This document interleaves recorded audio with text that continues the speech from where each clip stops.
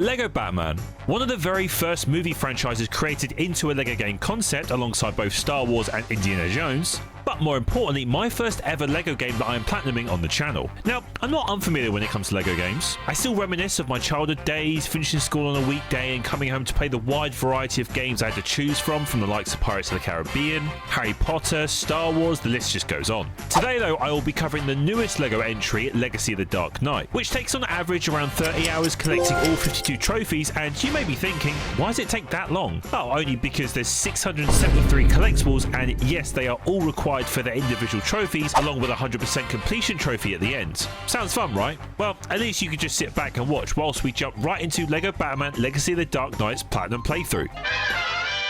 So starting the game off with the prologue, we take control of a young Bruce Wayne, where we get a feeling for the gameplay and what I'll be doing for pretty much most of the story. Pretty much destroying every single possible object that rewards us with studs. It is a bit overkill, but you can never not have enough studs. Now, a few new things I did notice right off the bat, pun intended. Seeing a bronze stud was a bit weird at first, since I was so used to having silver, gold, blue and purple studs to collect. But there was also a stud multiplier, which increases the more studs you collect within a short amount of time. Unlike other Lego games where you could only have multipliers by collecting and buying red bricks. Then lastly, for a Lego game, it looked and sounded incredible. Oh, how I don't miss the times when Lego games didn't have voice actors in it, so all you got was just these random ass noises. Anyway, Bruce's first task is to find all three parts of his grey ghost costume, his cape, goggles and hat. As expected for a young boy, the task is very quick to complete. Now, upon doing so, unlocks our first story trophy of the game, Beware the Grey Ghost. Too bad he loses his hat immediately, but ends up finding some unwanted friends at the bottom of that well. Then, of course, if you know anything about Bruce's past, you'll know what's coming next. I will say one of the things that Lego games do very well is making these darker scenes more suitable for the younger age group. Definitely wouldn't say no to a more adult-oriented Lego game in the future, but at least this way you can appeal to both age groups without completely changing the story. Wanting revenge for his parents' death, Bruce arrives at Falcone's fishery to be greeted by Oswald Cobblepot, but better known as the Penguin. I don't think I've ever seen a penguin with teeth like that though.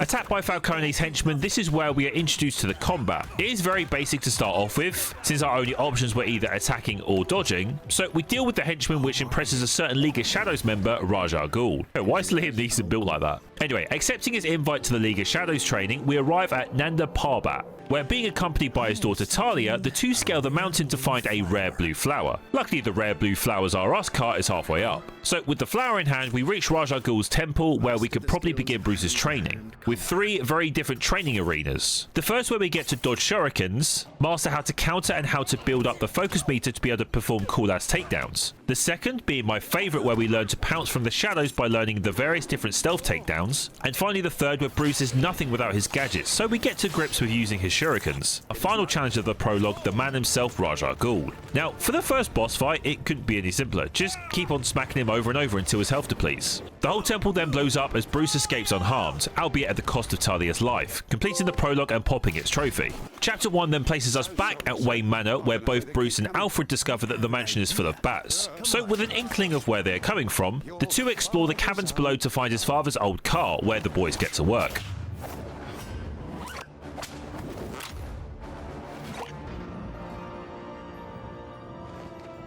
With the help from Mr. Jim Gordon, the two make quick work of Falcone's henchmen this time without fault, as the two attempt to deal with the crime empire that both Carmine and Penguin have forced into power. And with Gordon being by our side, here's the first out of 8 playable characters that we are introduced to. Each has their own playstyle with 2 different gadgets that are required for solving certain puzzles that we will run into. In Gordon's case, he can use his foam sprayer on these gears to hold them in place, allowing the two to press onwards to finish the level and unlocking Gordon's character trophy. The rest of the chapter has us fight our way through the Iceberg Lounge, eventually finding Falcone but also Red Hood 1, who betrays their partnership and slips away after sending his men to cause an all-out fight. With Batman dispatching both factions, then with the assistance of a certain feline, we arrest Falcone and set our sights out on Red Hood 1, last located over at Ace Chemicals. Planning on releasing a bomb to turn Gotham into a city full of constant smiles and laughter, after smashing our way through the waves of henchmen, in the process stopping Red Hood 1 by knocking him into a vat of his own creation. Some would say that he's quite the Joker now. We finish off the chapter unlocking One Bad Day. During chapter 1, I also picked up a few simple and easy trophies that you'll just get by playing the game, like performing 100 successful counters, maintaining the max stud combo for 60 seconds, performing 100 stealth takedowns, no surprise why I got that one so quickly, and lastly for collecting 30,000 studs within a single stud combo. Now after a long but good day's work, we return to the newly built Batcave, which yes Alfred, you have done a fine job, but we have a few improvements to do, and more importantly a couple trophies too. So with the task of purchasing 4 improvements for the Batcave, the second upgrade is the challenge board, which I already had a few of these done, so by redeeming one gives me the Rebuilding Gotham trophy.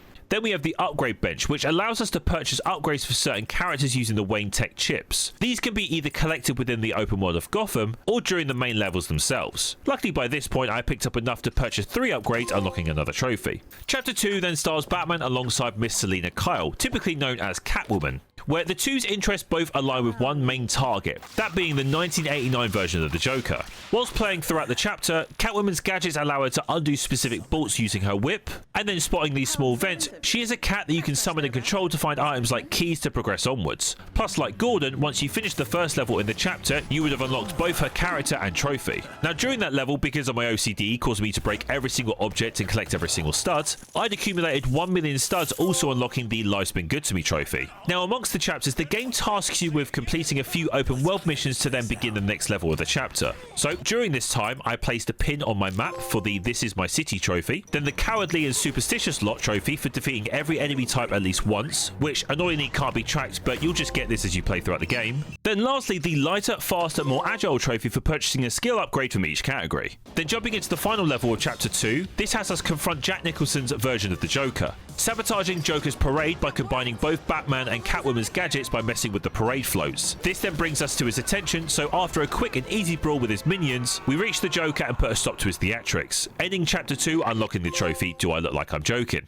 Chapter 3 has us play through a mashup of Batman and Robin and Batman Forever. With Two-Face being the threat in this level, you have to combine both Batman and Robin's abilities together to reach the massive bomb that Two-Face had set to go off. Now along with a simple projectile, Robin has a cable launcher that he can use to connect 2 hooks together, allowing either himself or Batman to cross over. So then after dodging and platforming our way to the very top, we defuse Two-Face's bomb and defeat him before he can manually set it off, completing the chapter and unlocking Robin's character trophy. Then returning to the Batcave as we get another short montage, but this time of training Robin into the superhero we know very well. By this point, having over 1 million studs, I was able to purchase the last Batcave upgrade, which also unlocked the I Own the Place trophy. Now before continuing with the story, I thought I'd take a small break and explore the dark corners of Gotham City. With 4 different islands that are split up into their own districts, I got the trophy It's Not Exactly a Normal World by visiting every district. Then as I was tackling some of the AR challenges, because yes, just like the Arkham games, these exist here too, but luckily nowhere near as bad. So completing my 3rd challenge meant I had unlocked another Batman vehicle, this being my 3rd one, unlocking the No Sir the Other Car trophy. Funny thing is, the trophy description actually says to purchase 3 vehicles, but I guess that counts too.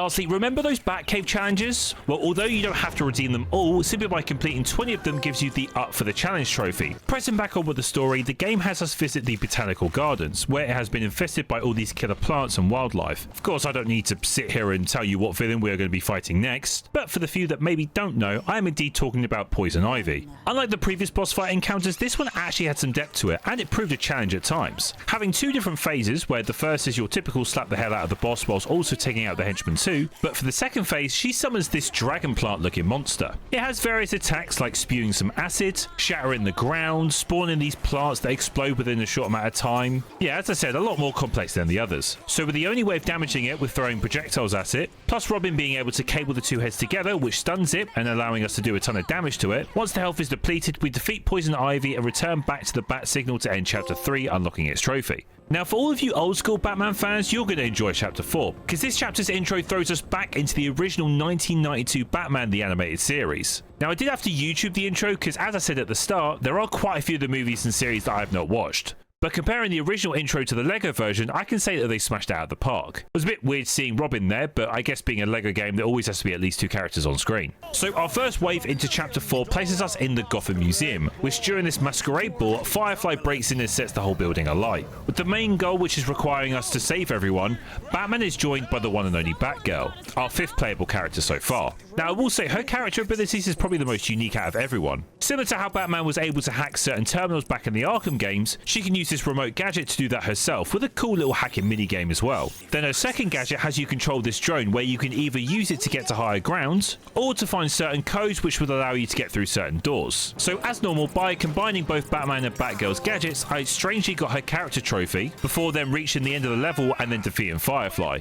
But as a surprise, the main villain behind the chapter is Mr. Freeze, as he freezes both Firefly and also Jim Gordon, which if you didn't know is Batgirl's father. So as Mr. Freeze escapes, we take Jim back to the Batcave to analyse him, discovering an antifreeze which is located over at Ace Chemicals. Now, although I won't count them as collectibles, each district had a tower which by using Batgirl you can actually hack them, which will then reveal every single collectible, challenge and fast travel point in that area. And because I'd already done a few before, I managed to get the trophy You're Becoming Quite the Celebrity for discovering 100 open world events. Then I came across my 30th crime, which after completing it I got the Gotham Can Feel a Little Safer trophy. In pure Batman fashion, I had to reach a combo of 99 uninterrupted hits. The easiest way to get this whilst fighting a large group of enemies is by using Batman's Batarangs. Doing that 3 times on an enemy will stun him long enough so you can perform a flurry of attacks, which will then crank that combo meter up. Coming to the end of the chapter, where, as you guessed it, Mr. Freeze would be the final boss fight, gladly like Poison Ivy's fight, this one has a lot of depth to it as well. But for the first time, Batman isn't involved in this entire fight. To start off as normal, you get your typical strike and dodge phase 1 fight, but then after Batman gets turned into a little ice brick and put out of action, we are introduced to our penultimate playable character of the game, Nightwing. He does resemble a lot of similarities compared to Robin, but he can also charge up certain electrical devices by using this rod. Then facing off against this cool ass mech as Mr. Freeze's phase 2, his attacks consist of this massive ground stomp. He then throws these ice projectiles, which I found it quite funny that they decided to use a hockey stick to do that, and then this ice ray which will turn you into a snowball if he hits you, but it's not too hard to break out of. Apart from just using our normal projectiles to hurt him, using either Nightwing or Batgirl when prompted, you can stun his mech long enough to get a ton of damage in. Then once defeating Mr. Freeze, you'll complete the level unlocking Nightwing's character trophy, and then once travelling back to the Bat Signal once more, we complete chapter 4 and get its trophy too. Now starting off with chapter 5, this is where the timeline of this chapter gets a little bit messy. Since in the beginning we play through Joker's car chase scene in The Dark Knight, where we are then introduced to our very last playable character. The identity of the person is unknown for the moment, but I will say they have got a very cool moveset. As long as it's within reach, she's able to teleport, navigating her way across each of these vehicles, plus having this blow dart gun that, as you guessed it, will put people to sleep. Doing so allows us to stop and arrest Joker, which ends the level and unlocks the character trophy. By the way, if you couldn't tell who the mysterious woman was, it is in fact Talia al Ghul. Yeah, somehow she survived that explosion at the start of the game, but you know, it's a Lego game, anything can happen. The story then transitions us into the scene that I didn't think I would actually be able to play in this game. Thinking that they were basing all the levels from any of the Batman series / movies, we actually get to play through the very first scene in the Arkham game Batman Arkham Asylum, which, considering that I've played the Arkham games before, this was very cool to witness. Attempting to interrogate Joker to find out what he knows about the League of Shadows, he informs us that it is under new leadership, and of course, as most people will know, I'm talking about Bane. And supposedly this whole Joker arrest was actually a trap intended by him. So upon leaving the asylum, we get ambushed by Batman's rogues gallery, from the likes of Solomon Grundy, Killer Moth, this Deadshot guy, or was it Dead Shooter? Wait, hench person, help me out here. You're the worst, Deadpool! It's Deathstroke! Ah, Deathstroke, that's it. With Scarecrow joining the party and flooding the room with fear gas, we have to fight off the last set of henchmen, whilst we get overlooked and heckled at by a gigantic Bane. We then receive the Nightfall trophy for completing chapter 5, but then we soon get into a confrontation with Bane himself, and for the first time we are defeated, which then begins the takeover of Gotham City, queuing into the final chapter. With Batman out of action, the duo of Batgirl and Nightwing sneak their way through the guarded streets and alleyways of Gotham City. Now, for a guy who loves stealth, I took a particular liking to this section, since there are plenty of different opportunities to take out any of the henchmen in whatever stealthy ways you'd like. Just means you can get a bit creative instead of just punching your way through everything. So eventually reaching Wayne Tower and blowing up all the defenses that stood in our way, Bane apprehends the duo, but they are soon rescued by both Batman and Catwoman. Now, Bane's boss fight to start off with is a lot simpler than you think. Just by striking him enough, this forces him to throw a punch himself, which can then be easily dodged. Then by using Catwoman's whip on this spinner-like object, you can do some mega damage and stun him long enough to get plenty more punches in. Now, at first, thinking that that fight was far too easy, he does in fact have a phase 2, since he is now all juiced up. You know, it's a classic Bane move. Sadly though, he does repeat a lot of the moves from his first phase, so there isn't really much different with this fight, apart from when he charges at you, which you can then just roll out the way. And then this pre-use of spinning attack, which does a lot more damage to him than it does us. It turns out that entire time we were actually playing as Alfred, Alfred in the Batman suit. Whilst both Batgirl and Nightwing were at the very top of Wayne Tower along with Batman himself, trying to shut down the chemical bomb that Bane had made to wipe out Gotham City. Of course, if you watch The Dark Knight Rises like myself, you'll know of the famous betrayal done by Talia al Ghul, so she is in fact the final boss fight of this game. Unfortunately, as much as I like playing a game and having the final boss fight be some epic finale which is memorable to most, I can't really say many good things about this fight with Talia. It's a bit messy to say the least. Unlike many of the previous fights, there's never a move or ability that you can counter against her, so all you're resorted to doing is just building up your focus meter by attacking her, then using a focus attack to do as much damage as you can. And that's pretty much all this boss fight includes. There are a few other attacks which you can just roll out the way of and dodge, whilst also taking out all of her henchmen, which like normal would never really pose much of a threat. This then ends the fight with a few QTE events, meaning the whole Bat family end up putting a stop to Talia and saving Gotham City hopefully for a final time. That then ends my playthrough of LEGO Batman Legacy of the Dark Knight and pops the trophy A Hero Can Be Anyone for completing story modes. So before we get deep into clearing up the rest of the trophies, you're probably wondering what my thoughts and opinions are so far for LEGO Batman. For the story, I'd rate it a 6 out of 10. You know, being a LEGO game based on the well-known movies and series, I think they did a good job of recreating some of Batman's most well-known scenes and cinematics. The combat for me, definitely deserving of a 9 out of 10. Taking true inspiration from the Arkham games, you just can't go wrong with it. It's smooth, engaging, and once you get those high combos going, it flows so nicely. Difficulty-wise, well, I think it's fair to give it a lower rating of a 4 out of 10. Even playing on hard, there was never ever a time where I lost all 3 lives and had to restart a level. Overall, a very solid LEGO game. But now we get to the much more tedious part of this platinum. So kicking off my post-story grind, ignoring the 600 plus collectibles for the time being, let's venture off into Gotham City and check out some of the open world trophies. Starting off with the trophy It's a Big City, I Can't Be Everywhere for unlocking all fast travel points. Now each point will typically need to be manually unlocked by solving a certain puzzle or task nearby. Then for getting 5 gold medals in the AR trials, which I will suggest you to stay away from the combat trials and to stick to either the racing or the flying trials. Plus you only have to get 5 of them, so it's a fairly easy trophy.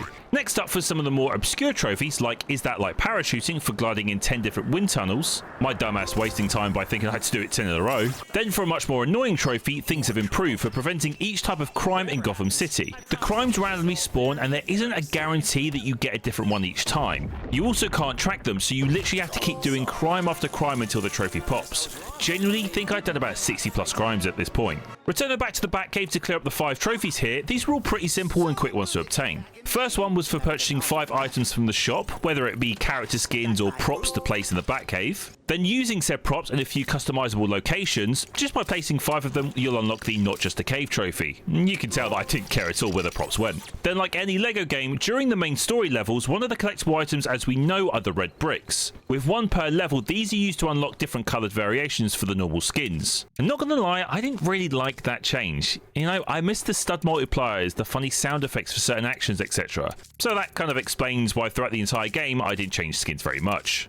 However, once you do purchase your first skin, you'll unlock the Does It Come in Black trophy. Then finally we move over to the Bat Computer, where instead of selecting what level we want to play, by simply changing the screensaver you'll get the Computer Privileges trophy, and then soon after that the Collectible Evidence trophy for entering photo mode and turning the camera 20 degrees. Why does it feel like loads of games I've played recently just all have photo mode trophies? Now here we reach the end of the Platinum, where we still have to collect the odd 600 collectibles that I was missing. So to start, I decided to get the 6 main story chapters done since they contained a portion of the Wayne Tech chips, the 5 different objects that once broken they would form to make a Batcave trophy, and then lastly all 23 of the red bricks, and because there aren't any within Gotham, once I collected the 23rd red brick, the first of many collectible trophies popped. Then because I'd already collected the main story Batcave trophies, I cleared up the rest of them, which soon popped the Quite the Collection Master Bruce trophy. Next up, although some people wouldn't count this as a collectible, the Wonderful Toys trophy for purchasing all gadget upgrades for a single character. As you know, you have to spend the Wayne Tech chips to unlock them, and since those are collectibles, I count this trophy as part of this category. Then because I've been currently grinding the Wayne Tech collectibles, it was soon after that I collected the very last cash, popping the trophy. Next up was for unlocking every vehicle, with 13 total which they can all be purchased in the Batcave.